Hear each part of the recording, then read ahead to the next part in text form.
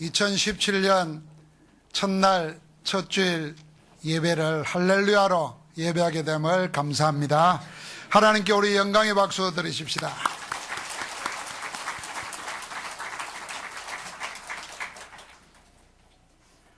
사람마다 자기가 하고 싶은 일이 있습니다.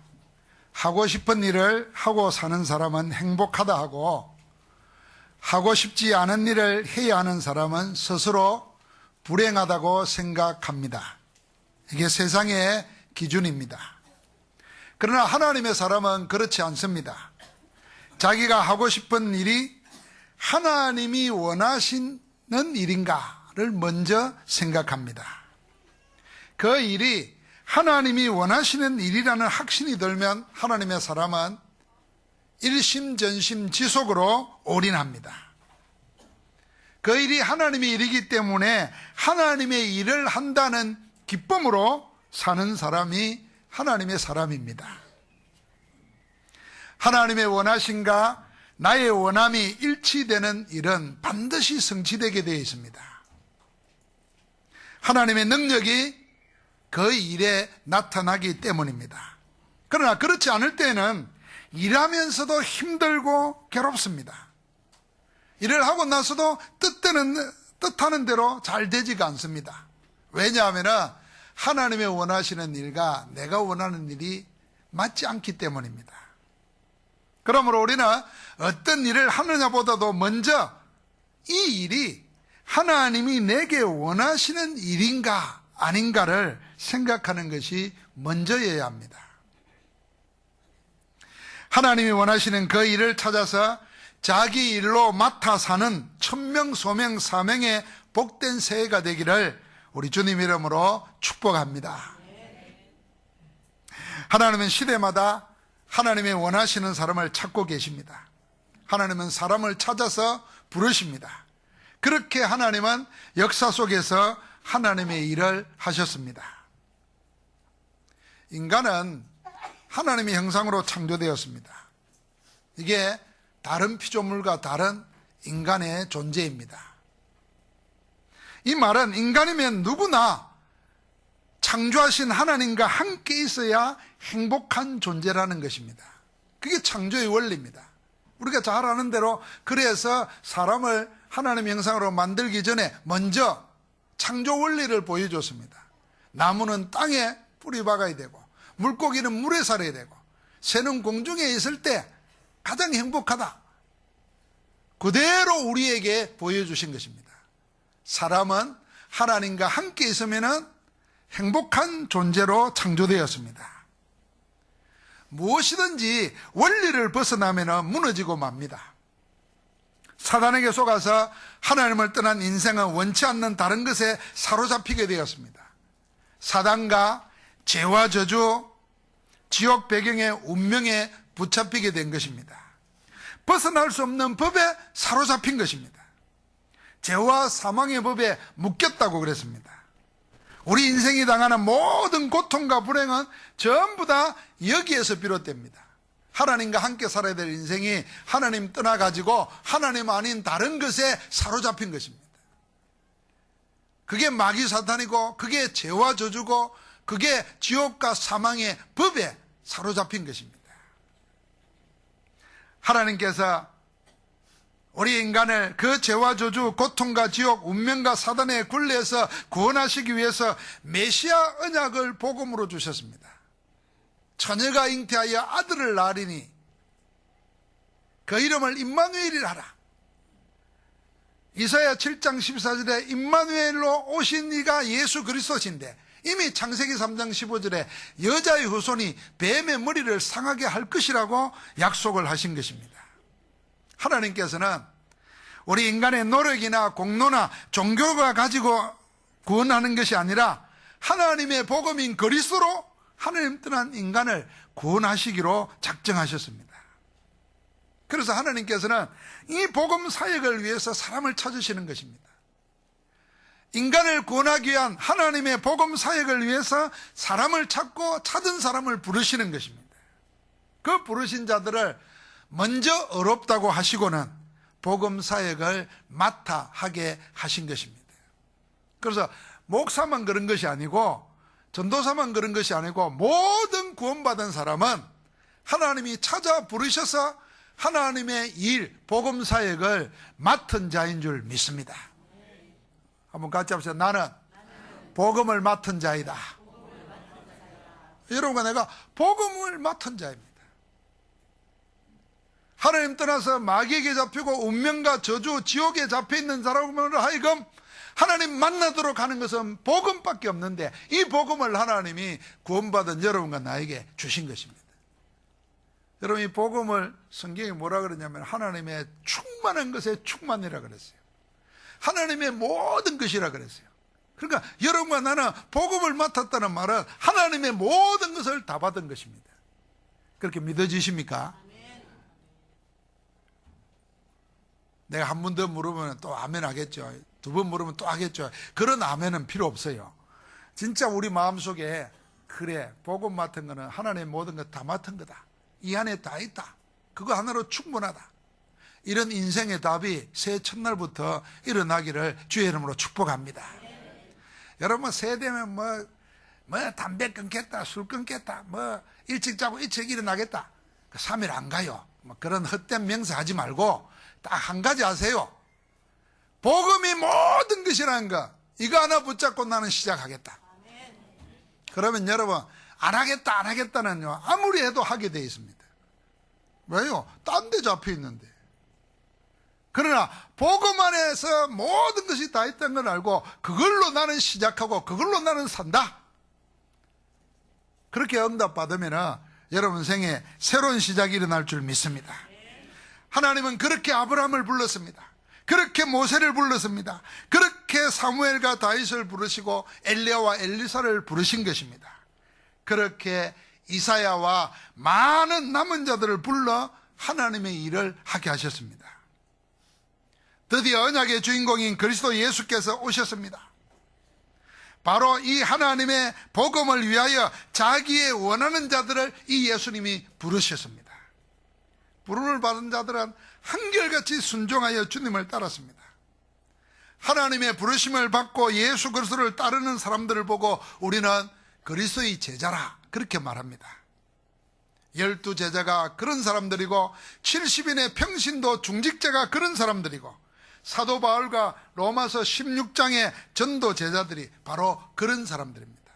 오늘 오직 복음 하나고 복음 안에 모든 것이 다 있음을 알고 복음만 전하겠다고 마음에 다짐하는 우리가 바로 그런 제자들의 자리에 들어와 있는 줄 믿습니다. 마가복음 3장 13절부터 18절까지 그 이름이 다 나와 있습니다. 그 12제자 이름이 나오기 전에 예수님이 산에 오르사 자기의 원하는 자들을 불렀습니다. 자기의 원하는 자를 불렀어요. 내가 자원한 게 아니고 주님이 원하시는 자들을 불렀어요. 그들이 나와왔다 그랬습니다. 12를 따로 세웠어요. 그러면서 목적을 이야기했습니다. 자기와 함께 있게 하시고, 우리를 제자로 부르신 것은 일을 부려먹기 위해서가 아니고 모든 문제를 해결하시고 모든 것 대신에 하나님의 모든 것 대신에 그리스도와 함께 있게 하려고 우리를 부르신 줄 믿습니다. 그래서 여러분과 나는 나를 잃어버리고 길을 잃고 방황하고 뭔가 다른 것에 사로잡혀서 살아가는 우리로 하여금 하나님이 그리스도를 통해서 우리를 해방시켜가지고 그리스도 안에 있는 자로, 그리스도와 함께 일하는 자로 살도록 우리를 구별하신 줄 믿습니다. 그걸 아는 사람이 구원받은 자이고 제자입니다. 그러면서 뭐도 하고요? 또 보내사 전도도 하며, 전도하려고 하니까 권능이 필요합니다. 내 것으로, 우리의 것으로 할 수가 없어요. 그래서 귀신을 내쫓는 권능도 가지게 하려 합니다. 여러분, 주님이 우리를 불렀기 때문에 부름을 아는 사람은 그 안에 뭐냐면 전도할 수 있는 하나님의 권능까지도 주어진 줄 믿습니다. 그래서 여러분 인생이 나는 힘들다, 나는 괴롭다, 나는 뭐 새해가 돼도 별 것 없다, 막 이렇게 생각하는 사람들은요, 말씀 붙잡고 일어서시기 바랍니다. 주님이 원해서 우리를 불렀어요. 그래서 함께 있는 가운데 세상을 살릴 수 있는 권능을 주시려고 우리를 부르신 줄 믿습니다. 그걸 붙잡고 기도하는 겁니다. 여러분, 세상에 제일 무서운 사람은요, 돈 가진 사람 아닙니다. 세상에 제일 힘 있는 사람은요, 권력자가 아닙니다. 세상에 제일 능력 있는 사람, 힘 있는 사람은 뭐냐 하면은 죽기로 담난 사람입니다. 우리는 그리스도 안에서 모든 것이 다 담나버리면 세상에 무서울 것도 없어요. 여러분과 나는 그리스도 안에서 죽고 부활하신 그리스도와 함께 다시 살아서 영원히 함께 하시는 그리스도 이름으로 승리하며 사는 하나님의 자녀인 줄 믿습니다. 그래서 하나님의 부르심에 믿고 순종한 제자들을 통하여 온 인류를 구원하는 복음 전도 역사를 쓰셨습니다. 사도행전과 세계복음화의 역사는 이 하나님께서 부르심에 응답하여 따라 나선 제자들을 통하여 쓰신 하나님의 이야기입니다. 그래서 히스토리입니다. 그분의 이야기예요. 하나님이 부르셔서 따라 나서서 일하게 하신 그들의 일이 하나님의 역사인 줄 믿습니다. 그런데요, 하나님의 부르심이 있는데도 따라 나서지 못한 사람들이 대부분입니다. 주님이 한 번은 이렇게 말씀하신 게 있어요. 누가복음 9장에 보면은 세 종류 사람이 나옵니다. 제일 먼저 놓은 사람은 자발적으로 주님을 따르겠다고 합니다. 그런데 주님께서 뭐라 그러냐면은 저 공중에 새도 집이 있고 여우도 굴이 있는데 인자는 머리 둘 곳도 없다 그랬습니다. 그러니까 나는 주님을 따르겠다 하고 나선 사람이 그 주님이 나는 아무것도 없다 이러니까 그런 사람 따랐겠어요? 안 따랐겠어요? 왜 따라? 아무것도 없는 사람. 전부 다 그렇습니다. 두 번째 사람은 주님이 먼저 불렀습니다. 주님이 나를 따르라 그러니까요, 이 사람이 자기 조건을 내세웁니다. 그리고는 따르지 않습니다. 내 아버지 장례를 치르고 주님을 따르겠습니다 그랬더니 죽은 자는 죽은 자에게 맡기고 너는 나를 따르라 그랬는데 자기 조건에 충족시켜주지 못했기 때문에 따라가지 않는 겁니다. 마지막 사람은 아예 주님께 자기가 먼저 조건을 내세우고 따르겠다고 그럽니다.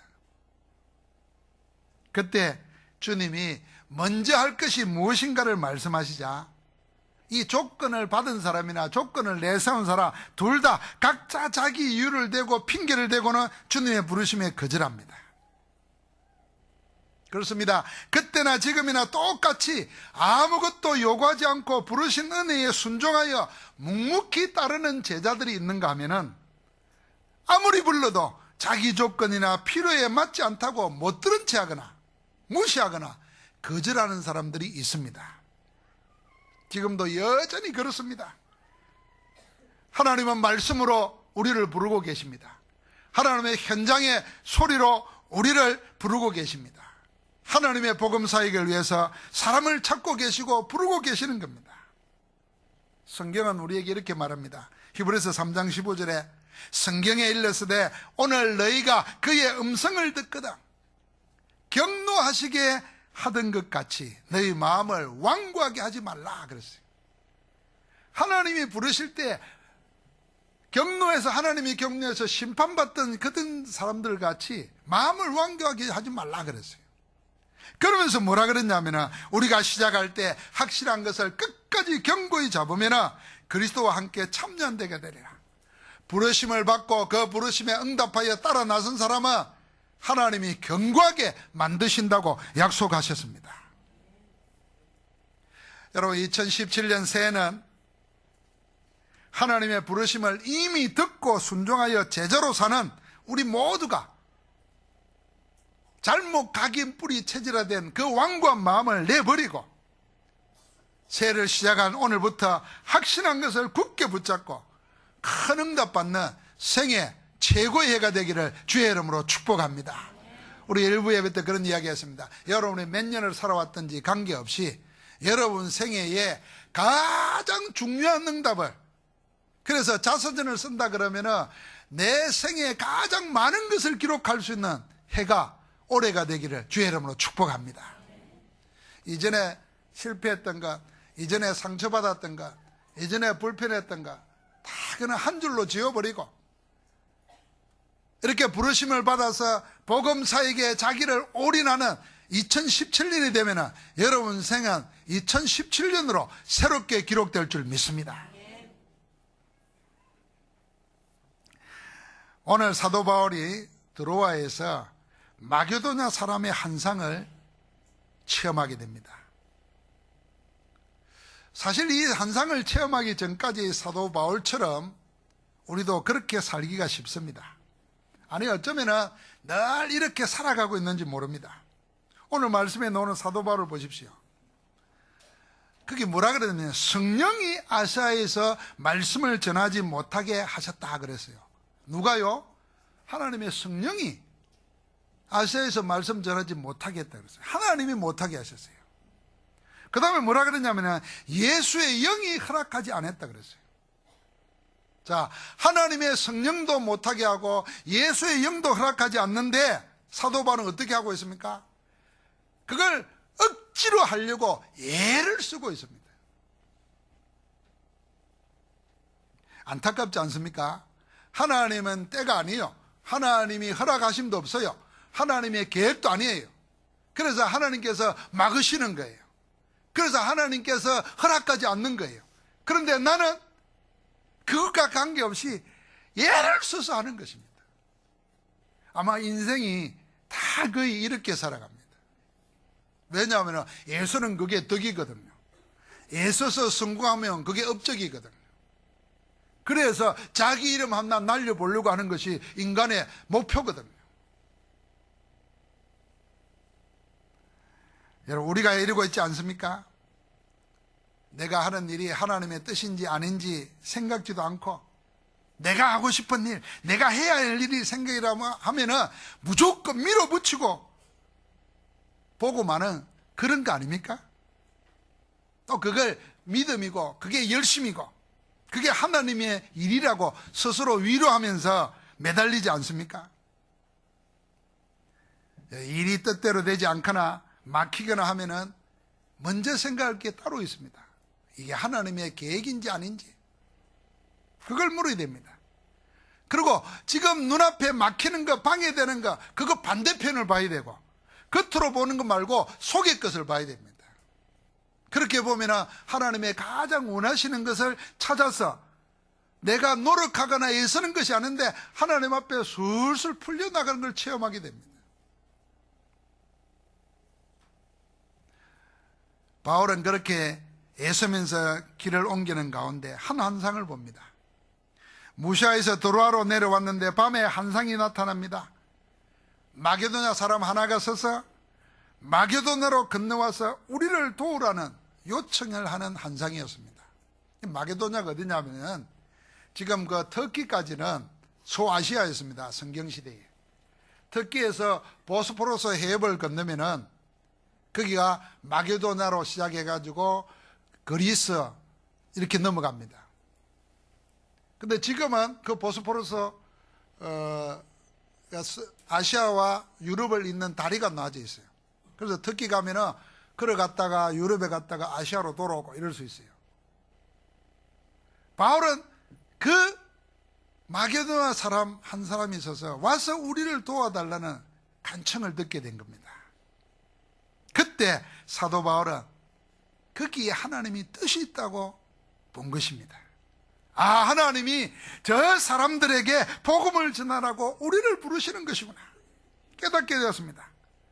그것도 모르고 나는 아시아에서 복음을 전하려고 애써서 가려고 하는데 하나님의 뜻은 다른 데 있었구나.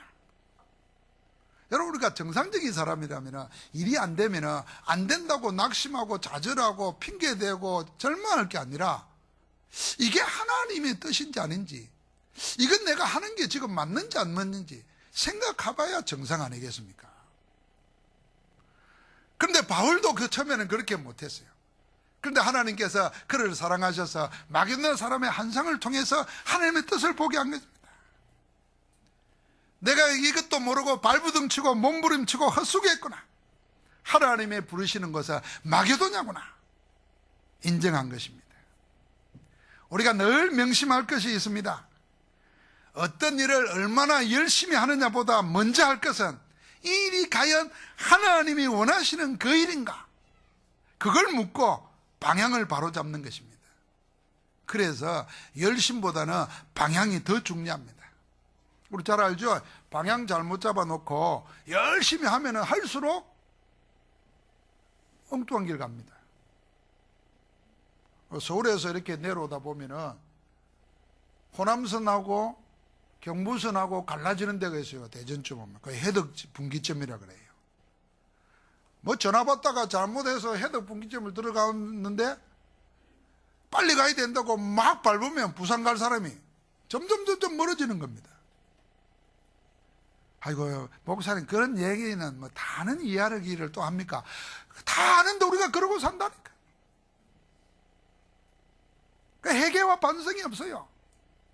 메시지를 듣고도, 말씀을 듣고도, 아니면 사고가 터졌어도, 아니면 집안에 문제가 생겨서도 하나님이 나에게 하나님을 향하여 바로 방향 잡게 하시는구나, 이 생각은 안 하고, 왜 하나님이 나에게 이런 일을, 하나님이 살아있다면 이럴 수 있냔 말이에요. 그 사람은 좀 그래도 깡다구로도 있는 사람이에요. 그것도 없는 사람은 이럽니다. 아이고, 내가 하나님 앞에 11조를 안 했더니 벌을 받구나. 하나님은 벌 안 줘요. 지가 벌 받는 거지. 아이고 이러면서 자질해 버립니다. 생각해야 됩니다. 하나님의 다른 계획. 여러분, 사도 바울로 하여금 하나님이 원하시는 방향으로 인도한 마게도나의 이 한 사람이 누군가? 이 한 사람은요, 마게도냐 전체와 그 전체를 대표하는 한 사람입니다. 한 사람이 있어서 나를 도와달라 이래야 될 텐데 그렇게 말하지 않고 와서 우리를 도우라 그랬어요. 건너와서 우리라 그랬잖아요. 그러니까 이 한 사람은 전체를 대표합니다.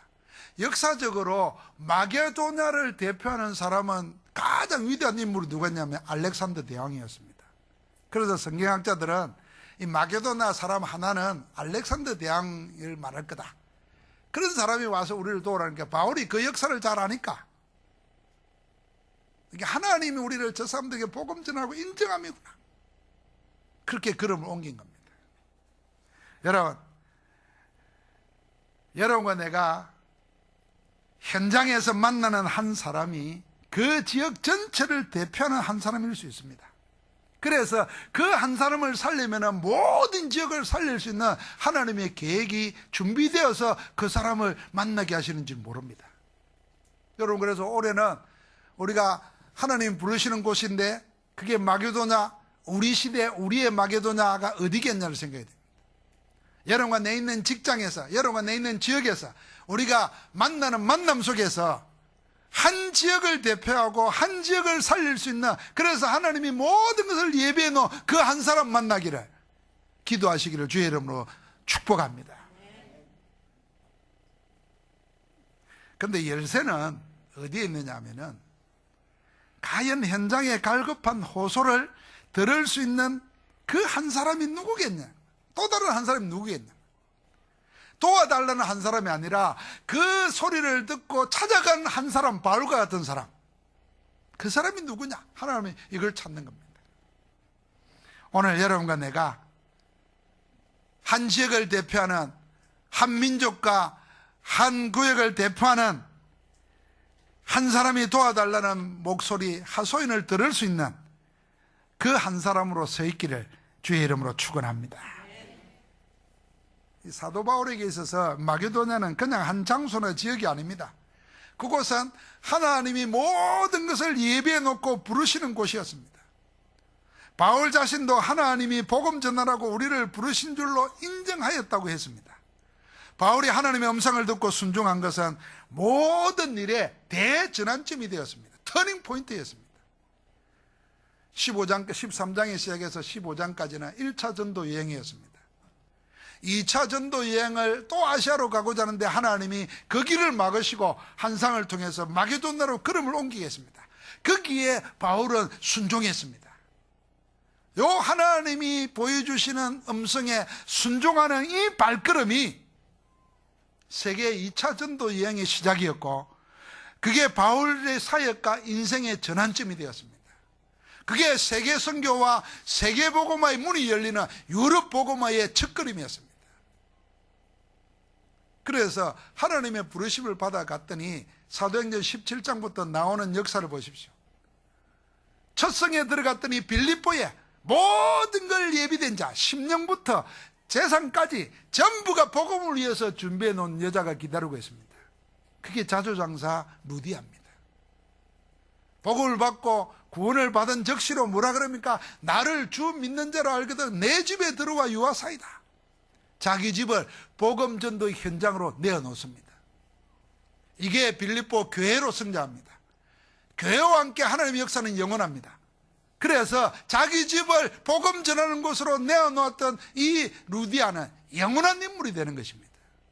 하나님께서 여러분과 내 인생을, 여러분과 내 집을, 여러분과 내 하는 사업을 그렇게 쓰실 줄 믿습니다.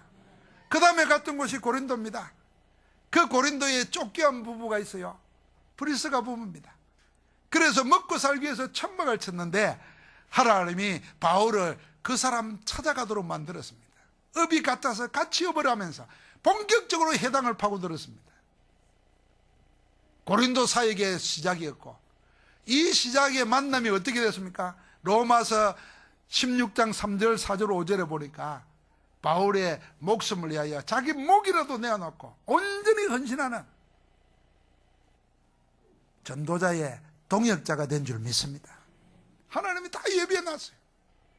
여러분, 우리가 그렇게 안 되는 일도, 지금까지 안 되는 일도, 그래서 불신앙이 꽉 차있는 교회 안에 들어와 있는 사람이라도 하나님의 음성에, 하나님의 원하시는 일에 한 번만 그 일을 향해 돌았으면 하나님은 모든 걸 예비해 놓고 우리에게 문을 열어주실 줄 믿습니다. 이 한 걸음 뛰기가 힘든 거예요. 이 걸음 돌리기가 힘든 거예요.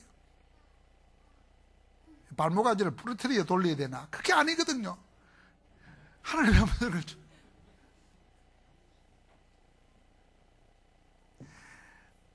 나중에는요, 두람노 서원에서 2년 동안 집중적으로 제자를 키웠더니 이 제자들이 온 아시아에 사는 사람들이 다 복음을 듣도록 사역했습니다. 에베소에 대부흥의 역사가 일어났어요. 모든 사람이 그동안 우상 숭배하고 점치고 굿하며 살았는데 전부 다 불태워버리고 하나님을 높입니다. 할렐루야로. 그 이후에 일어난 역사가 로마도 보아야 하리라. 하나님은 세계복음화의 글을 옮깁니다. 그래서 세계 선교의 역사, 바울 개인의 인생의 역사, 사역의 역사에 모든 분기점이 뭐냐면 사도행전 16장 10절입니다. 그 이전과 이후로 나눠집니다. 여러분, 사도행전 16장 10절, 하나님이 저 사람들에게 복음을 전하라고 우리를 부르시는 줄 인정함이니라. 2017년도에 하나님의 부르시는 곳으로 응답을 가지고 여러분 생이 2017년 전과 이후로 나눠지는 큰 응답의 역사가 있기를 주의 이름으로 축복합니다. 말씀 붙잡아야 돼요. 그래서 오늘 우리가 어제 1, 2, 3강을 오늘 일부 예배 때 정리했습니다. 여러분, 사람은 다 자기를 잃어버리고 살고 있어요. 교회 생활하면서 교회가 뭔지를 잃어버리고 살고 있어요. 그러니까 자연히 현장, 삶에서 실패해버리고 무너집니다. 그래서 제2의 RUTC 운동은 뭐냐면 이미 구원받은 여러분은, 이미 하나님의 성령으로 함께 하시는 우리는 복음 안에서 나를 찾자는 겁니다. 나를 찾아야 돼요. 그걸 보면서 자기 얼굴 꾸미는 거는 그 나를 찾은 게 아닙니다. 그 복음 안에서 자기를 진짜 봐야 돼요. 사단에게 속아가지고 자기를 잃어버렸어요. 실종된 나요. 그러니까 세상의 문화에 가 묶여 있어요. 우리가 영상을 봤지 않습니까? 자기도 모르게 세뇌되어 있어요. 생각이, 이념이, 사상 속으로 막 끌려가요. 그렇게 사로잡혀 있어요. 그러다 보니까 중요한 일을 만났을 때 바른 선택을 못해요. 방황하고 있어요. 하나님은 거기에 그리스도를 주셔가지고 복음 안에서 하나님 안에 있는 생명을 찾게 만들고, 지금 내가 그리스도 예수 안에서 하나님이 나와 함께 한다는 그 속에서 나를 찾아서 하나님 안에서 세계 살릴 사람으로 자기 축복을 누려야 되는 거예요. 그런 사람이 모인 것이 진짜 교회예요. 여러분, 우리 교회가 그런 사람들은 모여야 돼요. 예배를 여기 구경하러 올 게 아무것도 없어요.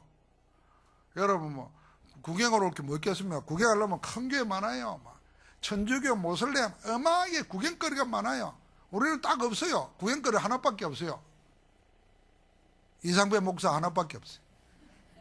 오늘 이거 뭐 앞에 막아놨는데 이거 바뀌었네. 바뀐 줄도 모르는 사람 많을 거예요. 그래, 구경거리 없어요, 우리는.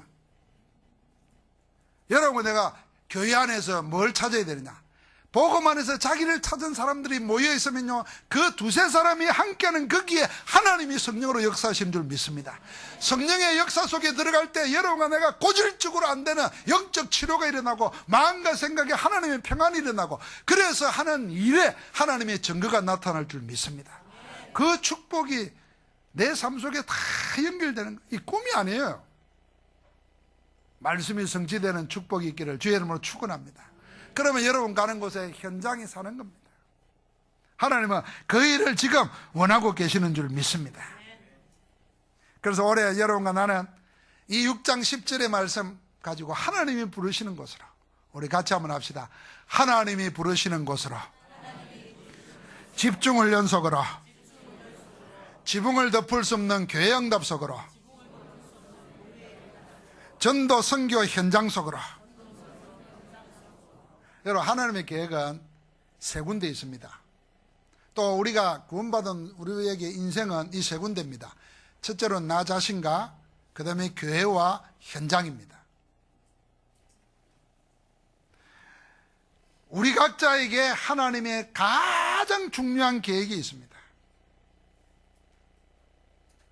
그래서 자기 학대도 하지 말고, 자기 비하도 하지 말고, 자기 우울이나 교만에도 빠지지 말아야 됩니다. 하나님의 가장 중요한 계획이 누구 있냐?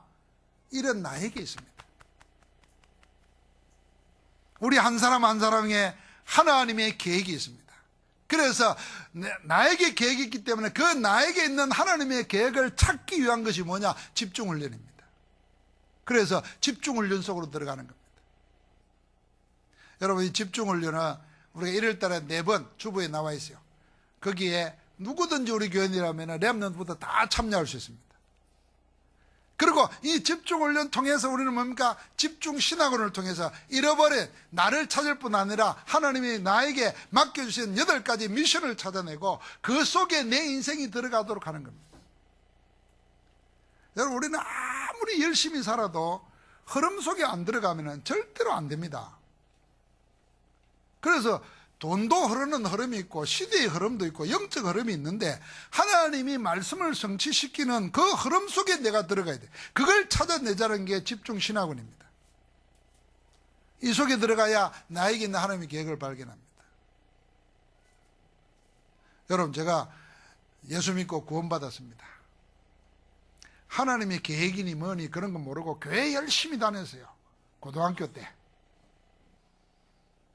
솔직히 말해서 고등학교 졸업할 때까지 대학 시험을 치는데도 하나님의 계획이 어디에 있다 이건 몰랐어요. 그냥 대학 가야 된다 이 생각이었어요. 보기 좋게 떨어졌어요. 지금 생각하니까 하나님의 완벽한 역사요. 하나님의 계획도 모르는데 내가 대학 가서 뭐 했을까요? 틀림없이 촌놈이 대학 가가지고 뻔하지 안 그랬겠어요?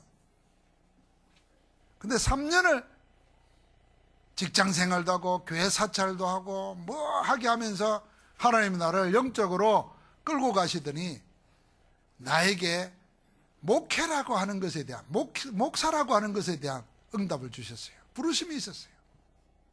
새벽기도 계속 하는 가운데 응답받았어요. 하나님의 계획을 가지고 새로 공부했어요. 고등학교 졸업하고 3년 동안 다 놓고 있다가 새로 공부했어요. 놀랍지요. 석 달 공부했는데 고등학교 3년 공부한 것보다도 예비고사 점수가 더 많이 나왔어요. 그러니까 내가 나를 알잖아요. 야, 이거는 하나님이 하시는구나. 그렇게 제 인생이 바뀌었어요.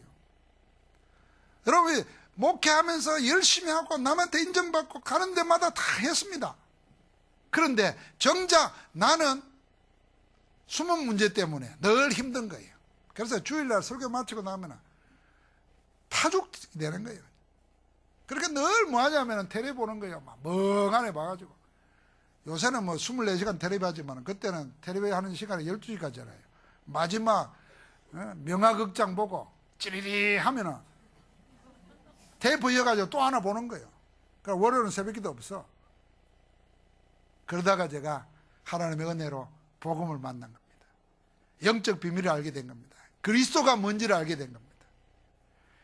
예수가 그리스도라는 그 사실이 우리의 생을, 내 생을 바꿔버렸어요. 하나님, 그 속에 들어가는 겁니다. 우리가 교회 다니는 거 복음 모르고 그리스도 못 누리고 교회 다니면 절에 다니는 거와 똑같다는 말, 이 무시무시한 말을 아시겠습니까? 더 심각하게 말하면 무당 찾아가서 비는 거나 똑같다는 것입니다. 그래서 예수 그리스도 비밀 가지고 그리스도 안에서 하나님의 모든 것을 찾아 누리도록 나를 찾는 것, 그게 집중을 연속으로 들어가는 겁니다. 그게 첫 번째 하나님 부르시는 곳인 줄 믿습니다. 두 번째가 뭐냐면은 지붕을 덮을 수 없는 교회 응답 속으로 들어가는 겁니다.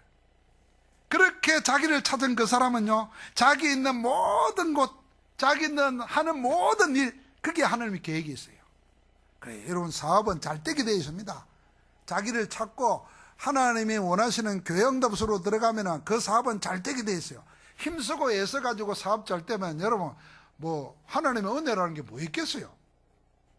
그러나 이 흐름 속에 들어갔는데 하나님이 생각지도 못한 일들을 일으키시는 거예요. 그래서 천막 만들어서 세계복음했어요. 브리스가 부분은. 공무원님 보십시오. 오바다는요, 악한 왕 아왕 밑에서 가장 영적으로 충만한 엘리야의 제자로서 언제든지 인정받았습니다. 다니엘은 왕이 4번 바뀌고 심지어는 주권이 바뀌는데도 하나님께서 다니엘은 늘 있을 자리에 있도록 만들었습니다. 그게 뭐겠습니까? 하나님의 계획은 내 현장에 있습니다. 그래서 지붕을 덮을 수 없는 교회 응답 속으로 내가 들어가면 돼요. 그래서 우리는 3000제자 300지교회 응답, 그 응답 가지고 여러분과 내가 어떻게 합니까? 모든 중직자 렘넌트가 자기 하는 일, 제 있는 곳에서 하나님의 말씀 운동에 지교회 응답을 받고, 그래서 우리 교회가 지역 문화를 바꿀 ROTC 문화센터로서 다문화인, 다민족인 모든 렘넌트들 후대들이 와서 자기를 치유하고 새 힘을 얻어서 문화를 바꿀 성전 건축, 이 응답도 누려야 됩니다. 하나님의 계획은 어디에 있느냐? 현장에 있습니다. 그냥 현장이 아닙니다. 눈에 보이는 것이 아닙니다. 보이지 않는 가운데 인생의 12가지 문제로 고통당하는 현장을 살리는 하나님의 뜻이 있습니다. 그래서 전도 캠프를 하는 겁니다. 다문화, 다민족을 놓고 하는 겁니다. 우리의 교회가 다문화 사역의 모델이 되어야 됩니다. 그래서 우리가 하는 이 다문화 사역을 통해서 이렇게 베트남인, 필리핀, 캄보디아 이런 분들이 자기 나라에 복음 전해야 되겠다는 선교사가 되더라고요. 할렐루야. 그러면 여러분과 내가 말 배워가지고 전도 불가능합니다. 우리 이번에 강민주 집사가, 이름도 이제 한국말로 강민주 집사 했잖아요. 베트남인데. 그 딸이 성탄절날 막 율동을 하는데 제 마음에요. 야, 제가 지금 어머니는 베트남 사람입니다. 아버지는 한국 사람인데 이 한국 아이들하고 어울려서 율동을 하면서 다 말을 알아듣고 하잖아요. 그럼 틀림없이 또 베트남을 배울 거예요. 우리가 선교사를 키우는 거예요. 하나님께서 이 응답 속으로 우리 들어가게 하시는 겁니다. 그래서 현장을 되돌아보면은 지금 돈이 없어서가 아닙니다. 지금 정치가 어려워서가 아닙니다. 내 개인이 영적인 답이 없으면, 영적인 힘이 없으면은 세상은 어렵게 되어 있습니다. 그 어려움에 힘을 쓰지 못하니까 더 어려워지는 겁니다. 그래서요, 세상에 돈 있고 빽 있는 사람은 암만 어려워도 살아남습니다. 돈 없고 빽 없는 사람은 시대가 어렵기 때문에 먼저 망해요. 이길 수 있는 사람은 누구냐? 영적 힘 가진 복음의 사람인 줄 믿습니다.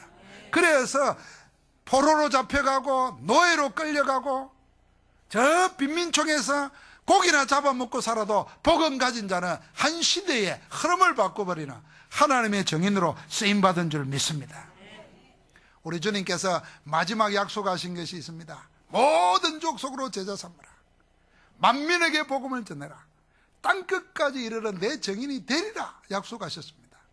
그래서 이 언약을 붙잡고 하나님의 부르시는 곳을 찾는 사람에게는 주님이 약속했어요. 마태복음 28장 20절에 세상 끝날까지 내가 너희와 항상 함께 있으리라. 마가복음 16장에 뭐라고 했습니까? 주께서 함께 역사하사 따르는 표적으로 말씀을 증거했다 그랬어요. 하나님의 권능이 임해가지고 땅끝까지 증인되도록 우리 가운데 역사하고 계시는 줄 믿습니다. 여러분, 누가 행복자이겠습니까? 누가 인생을 기쁨으로 살겠습니까? 하나님의 원하시는 그때 그 자리에 그 일을 하는 그 사람이 가장 행복한 사람입니다.